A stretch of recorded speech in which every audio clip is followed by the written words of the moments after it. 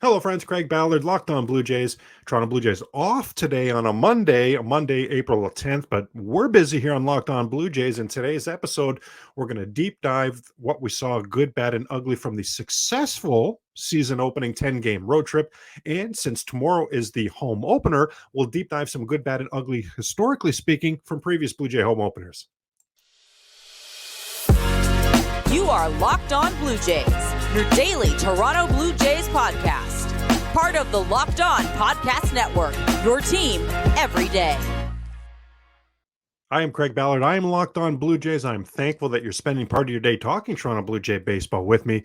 Whether you're taking this in on YouTube, hit that like, subscribe, and comment as well. Would love to hear from you. Or if Locked On Blue Jays is becoming part of your daily podcast routine, want to thank you there as well.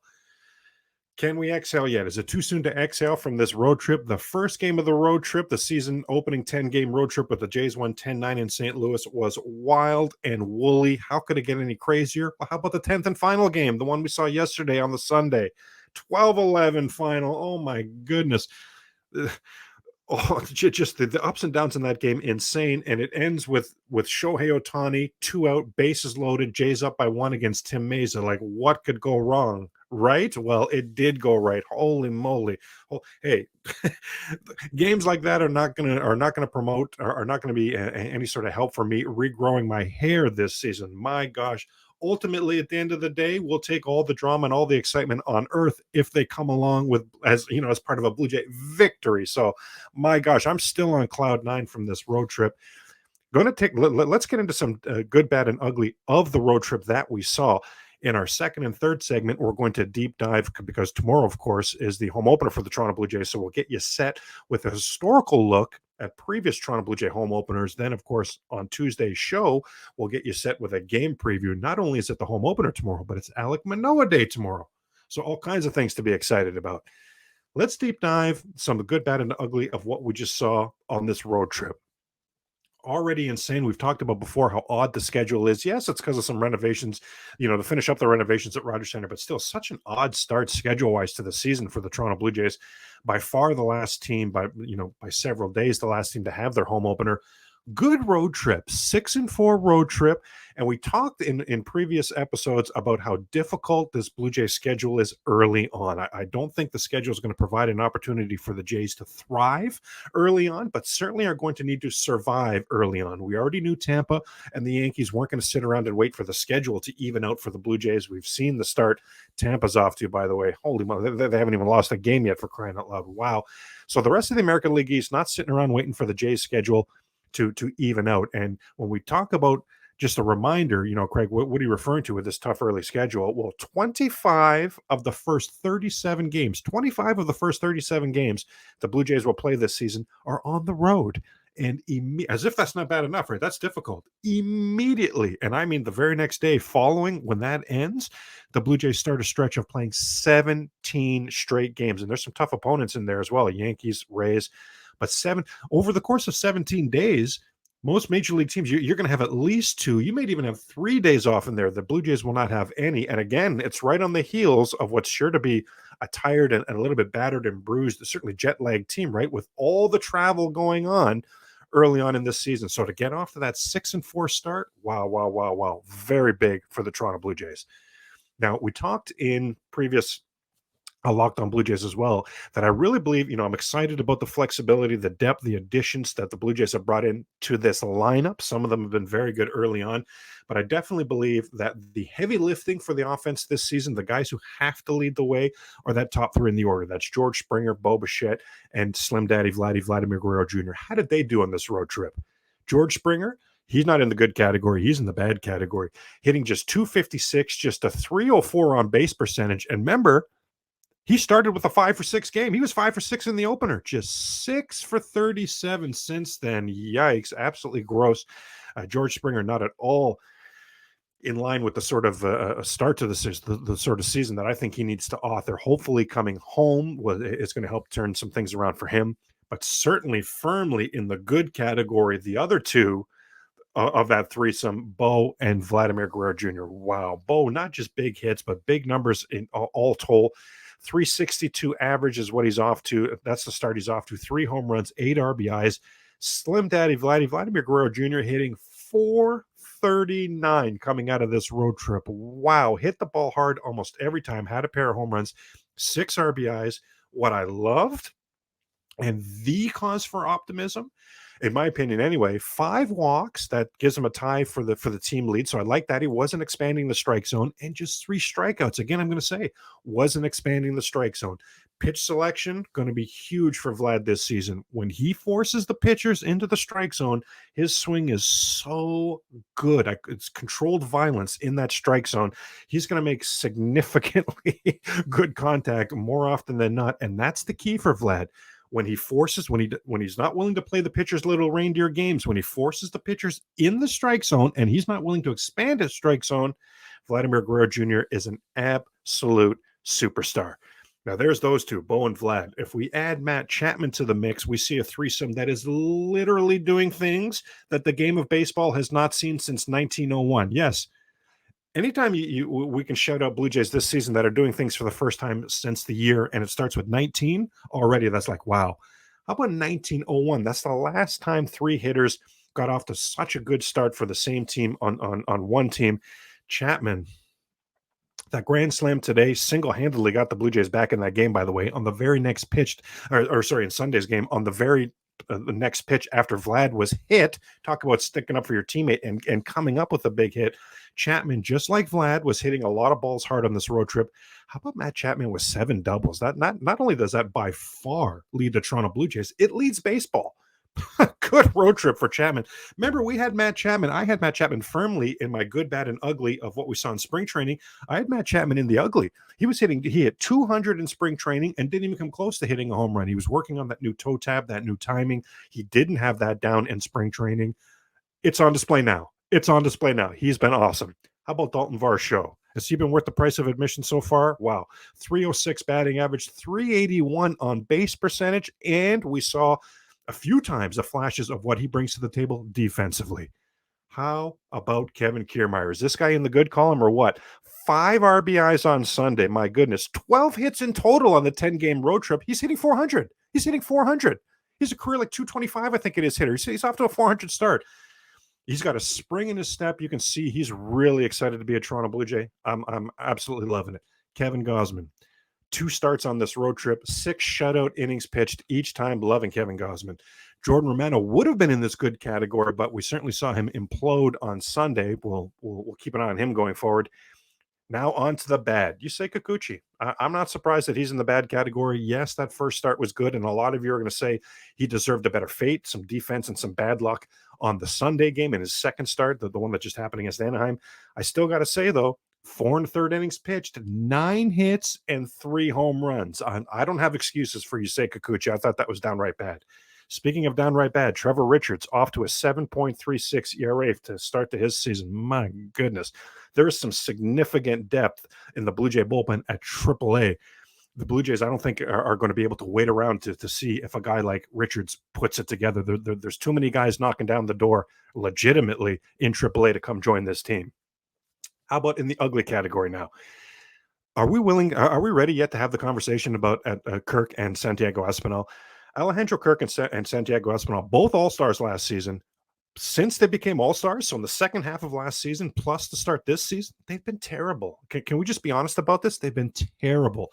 They've combined 88 for 368. That's a 239 batting average. Remember, this is since last year's All-Star break. This is a legit sample size.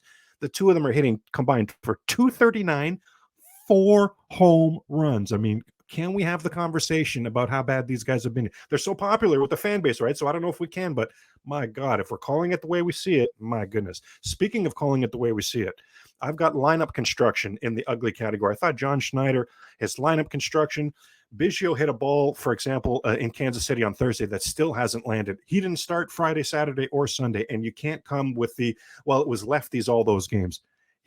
Schneider went out of his way to force feed Brandon Belt instead of Luplow on that Saturday when Luplow needs at bats to show what he can do to help the 2023 Toronto Blue Jays, and has hit Tyler Anderson, Anaheim's pitcher, that day well, whereas Belt going into that game, we told you on Friday, was 3 for 16 with 6 strikeouts against Anderson. Now 3 for 19, now 3 for 21 with 8 strikeouts because he sucked against him. He absolutely sucked. So Schneider very willing to go lefty in that scenario. Didn't understand it at all. The lineup construction, the use of the bullpen, didn't understand it, and at least upwards of 6-7 of these games. Haven't been happy with was not happy with the road trip that John Schneider put together. I really thought that Don Mattingly was going to come in and nip some of these horrible decisions that we've seen from Schneider in the bud. Hasn't happened yet. Jose Barrios speaks for itself. He's firmly in the ugly category, speaks for itself. Bo Bichette, as wonderful as he was offensively, and he was wonderful offensively, he was every bit as bad defense. I mean, his defense is in the ugly category. At what point can we start the conversation about Addison Barger needs to be the Blue Jay shortstop, with Bo either moving to second or something, right? If Bo Bichette, side note, if Bo Bichette would just go over to second base, he'd be the best second baseman in baseball. So something's got to give. The defense, Bo's defense, firmly in the ugly category. And we'll finish off the good, bad, and ugly of what we just saw on this road trip by just mentioning the replays. I wonder if other fan bases feel the same way. I wonder if other fan bases are as robbed on a completely regular basis and see how useless the replay system is and how just absolute trash they are in New York looking at these replays. You have every angle, you have every slow-mo, it's clear as day. And then all of a sudden the people in New York are trying to tell us that, no, you didn't just see what you just saw. No, he was really safe or he was really out, when the exact opposite is true. My goodness. Major League Baseball, get it together. I've always thought I could be a great Major League general manager, and as it turns out, not all that easy. If you've had the same thought and have fantasized about managing your own franchise, go and download Pro Baseball GM immediately. The game allows you to manage every strategic aspect of a franchise. You play through seasons and you lead your franchise and fans to glory as you build a historic dynasty. And in the simulation, you're responsible for hiring the right coaches and staff, managing your team's finances, scouting and drafting players, manage through difficult personalities and injuries, and navigating your franchise through free agency and all the ups and downs of a season. All of this in a challenging and realistic game world. Ultimate Baseball GM is completely free and playable offline, so play on the go as you want, when you want. Locked On Blue Jays listeners get 100% free boost to their franchise when using the promo code Locked On in the game store, so make sure to check it out. To download the game, just visit probaseballgm.com, scan the code, or look it up in the App Store. That's probaseballgm.com. Ultimate Baseball GM. Start your dynasty today. Also, try it for free for 30 days. Just enough time to try it and then completely forget about it, right? In fact, over 80% of people have subscriptions they forgot about.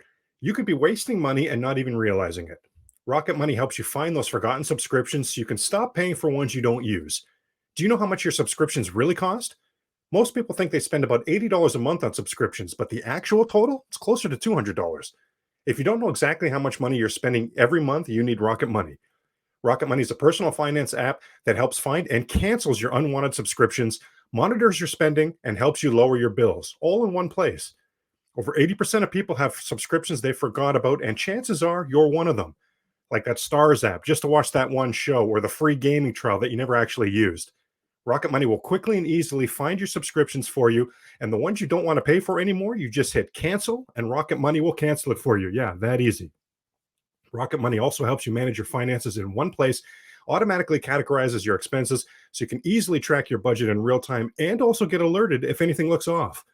Over 3 million people have used Rocket Money, saving an average person up to $720 a year. Cha-ching.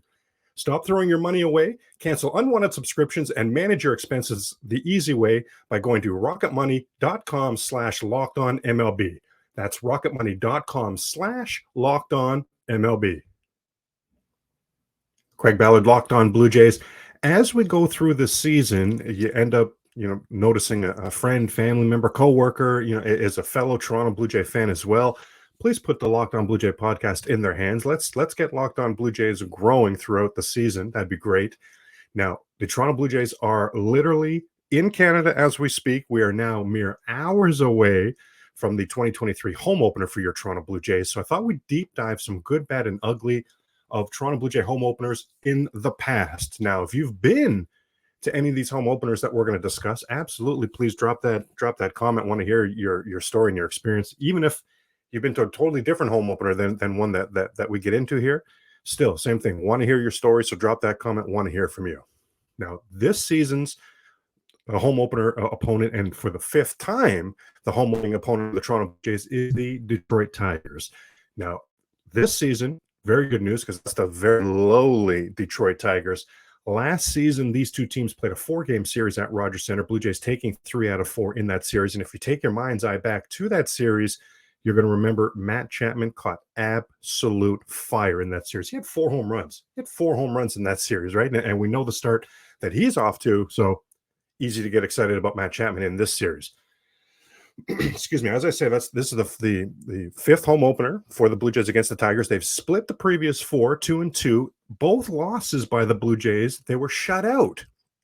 So I always feel horrible when it's a home opener, right? For Blue Jay fans. I think of there's so many people in there who worked 2 weeks of overtime at a job that they hate just so they could afford the tickets, maybe brought a loved one, a family member, a friend, a son, daughter, whatever it is, right? And then the root for the home team, and the home team puts up a stinker. Well, not ideal at all. How about 2 of these games against Detroit? Shutouts. The oddest one for sure was 2004. That was Jason Johnson shutting out the Toronto Blue Jays 7-0. And that was Roy Halladay getting hit in that game. Now, Jason Johnson in his career was 56 and 100. Shouldn't have even been in the same breath as Roy Halladay. Roy Halladay in that 2004 season, remember now, he's coming off of his 2003 Cy Young. So how did the Blue Jays get rocked by Detroit on that opener? I don't know. I don't get it. And then in 2019, Jordan Zimmerman and Marcus Stroman put on a show, each of them 7 scoreless innings at the Rogers Center in 2019 home opener. The game would go scoreless through 9. In the top of the 10th, very light hitting Kristen Stewart would hit a 2-run home run off of Blue Jay reliever Daniel Hudson. Detroit would win that game 2-0. Now, certainly the best home opener for the Toronto Blue Jays against the Detroit Tigers was back in 2009. This was Roy Halladay pitching much better against Detroit. The Blue Jays would actually rock Justin Verlander, and Verlander often does well, multiple no-hitters, he often does well against the Blue Jays. Not in the 2009 home opener. The Jays got him. They rocked Detroit 12-5 that game. Travis Schneider and Adam Lynn, each with home runs for the Blue Jays in that game. Now, again, that was 2009, so that segues us into the first of the good, the bad, and the ugly of the Blue Jay home openers. We'll start with the good. That segues us into the first part of the good, because through 2009, that made the Toronto Blue Jays 25-8 in home openers. That's impressive. That's impressive. Also impressive, 7 of the first 8 home openers of the Toronto Blue Jays. Remember, that's expansion years, right? That's a lot of last place teams in there, but they actually won 7 of their first 8 home openers. And as well, in the good category, there have been 5 different times in Toronto Blue Jay history, not recently.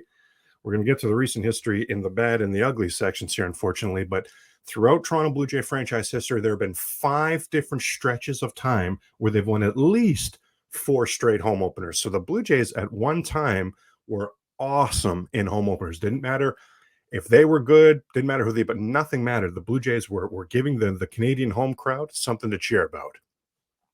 One of the best home openers in Toronto Blue Jay history was 1988. That was a 17-8 beatdown of the New York Yankees. Yeah. That was Rick Rhoden and the New York Yankees. Let's say that again, because doesn't that sound lovely? 17-8 beatdown of the New York Yankees. The Blue Jays pounded out 20 hits that particular game. George Bell with 3 hits, Lloyd Mosby with 3 hits, Rick Leach with 3 hits. Rick Leach had 4 hits. Kelly Gruber had 4 hits.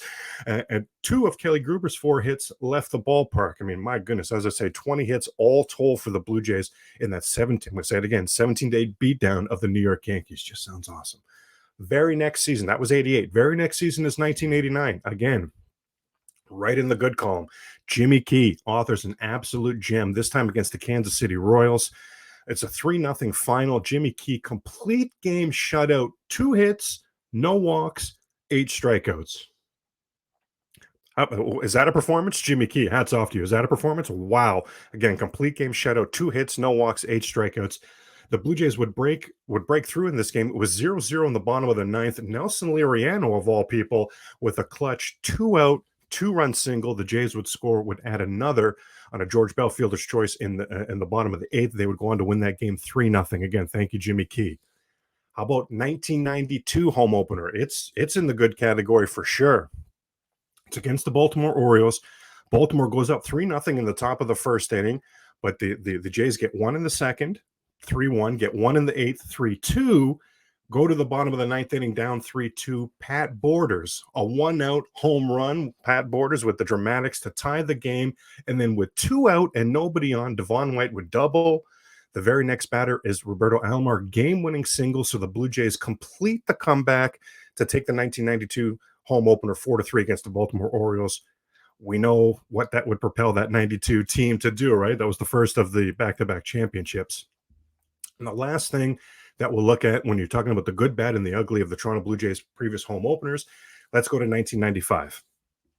This is the Blue Jays against Dave Stewart and the Oakland A's. Now, of course, the previous 2 seasons, Stewart was a Blue Jay, right? Previous million seasons before that, he was an Oakland A. So he'd returned to Oakland in 95 to finish his career. This was his final season. The A's were brutal, so Stewart was all they had. They ran him out there. And he got absolutely rocked. Devon White, and Alex Gonzalez hitting 1-2 in that lineup. Each had 4 RBIs in that game. It was like 13-0 that game. 13-1, I believe. Sorry, that game. Yeah, that's right. Oakland scored in the top of the first to make it 1-0. Good start. But that was a 13-1 final for the Toronto Blue Jays. And again, Devon White and Alex Gonzalez hitting in the 1 and 2 spots. So not RBI spots. Each of them 4 RBIs. That tells you the sort of game that was. Now we'll get into some of the bad categories. Oh boy. Now, how about, were you at or do you remember the 2012 Toronto Blue Jay home opener? That's against the Boston Red Sox, the hated Boston Red Sox. Blue Jays up 2-1, top of the ninth. They bring in their closer, Sergio Garcia, and a 2-out single by Ryan Sweeney. So again, you're talking about a light hitter. Ryan Sweeney was not a very good hitter. And if I remember correctly, he was more of a right-handed hitter that's a specialist against lefties. But there he is against Sergio Garcia in that top of the ninth. 2 out, 1 out away from a victory. He gets a hit to tie the game. And then a wild pitch later on that inning would allow another run, the third run, make it 3-2 Boston. That would be the final. So my goodness, 1 out away from victory. The light-hitting Ryan Sweeney ties it. And then a wild pitch, and Boston would go on to win that game. My goodness. How about the run between 2015, 16, and 17? Now, those were all losses for the Toronto Blue Jays in home openers, and they were all 1-run losses. Oh, talk about root for the home team, and then you're going home so close, but yet so far from a victory. Darn. The heartbreaking one of these 3 had to be 2016. I mean, just put yourself in the fan shoes of 2016 home opener. In the 4th inning, it's a 6-run rally in the 4th inning, and it's capped off by a Josh Donaldson grand slam. That makes the score 7-2 Blue Jays in the 4th inning. You're loving life. Blue Jay fans are loving life. Top of the 6th, Brock Holt of the Red Sox gets a grand slam of his own, this one off Jesse Chavez. That makes it 7-6. Very next inning, top 7, the Bo Sox would string 4 hits together against Drew Storen and Brett Cecil. 2 runs would score during that mix. Now it's 8-7 Boston, and that would be the final. Blue Jays would lose that game 8-7. So imagine that fan that's worked 2 weeks of overtime at the job they hate so they can afford to go to the 2016 home opener. They're so excited. Remember, the Blue Jays had made the playoffs the previous year, right? The fan base was on fire. Would make the playoffs in 2016 as well. But you know what I'm saying. 2016 home opener, fan base on absolute fire. Donaldson with the grand slam. Ryan Goins from 3rd scores. Darwin Barney from 2nd scores. Kevin Pillar from 1st scores. Here comes Donaldson rounding the bases. Bringer of Rain doing his thing. Crowd going nuts. In that moment, 7-2 Blue Jays. Your defending MVP just hit the grand slam in the opener. You are loving life. A mere hour and a half later, oh my gosh, you're probably as depressed as you've ever been as a Blue Jay fan. That one's going in the bad category. Unfortunately, there are some ugly home openers that we're going to need to look at here when we're deep diving the good, bad, and the ugly of Toronto Blue Jay home openers. How about the fact, first of all, let's start here. From 2012 to 2021, the Blue Jays lost all 10 home openers during that time. 10 home opening losses in a row. Fine. 2020 was the home opener at Nationals Park, and 2021 was the home opener at TD Ballpark. Okay, fine. But still, those are against last place teams, and still couldn't find a win in either one of those games. And still, what about 2012, 13, 14, 15, 16, 17, 18, and 19? My goodness, losses just piling up. This is why I say it was in the good category. Going into 2010, the Blue Jays were 25-8 in home openers. They had been awesome in home openers. Oh boy, what the heck happened when things turned to 2010 and going forward? What the heck happened there? My goodness. And anywho, another one, another one in the ugly column, 1997. The home opener, Pat Henkin. Shout out to Pat Henkin, one of my favorite Blue Jays ever. Would love to have him as a guest on the show as well. Could talk baseball with Pat Henkin forever. He is just awesome talking baseball. So 97, Henkin cruising, Blue Jays up 5-2 in the 8th against the Chicago White Sox. Albert Bell hits a 2-run home run. Now, not stunning, not you wouldn't think game changing, not stunning. That's the way to put it. Now, because the previous 2 seasons, Albert Bell had combined for 98 home runs. 50 and 48. He combined for 98 home runs. He was an absolute beast. This was during the time when Albert Bell was an absolute beast. Well, so he hits the home run, go 5-4. We're not surprised there. Now we go to the top 9. Blue Jays bring in closer Mike Timlin. Noberto Martin, the man they called Paco. Talk about Albert Bell, the previous 2 seasons had 98 home runs. Well, Paco Martin, the previous 2 seasons, had 3. This guy was light hitting, to put it mildly.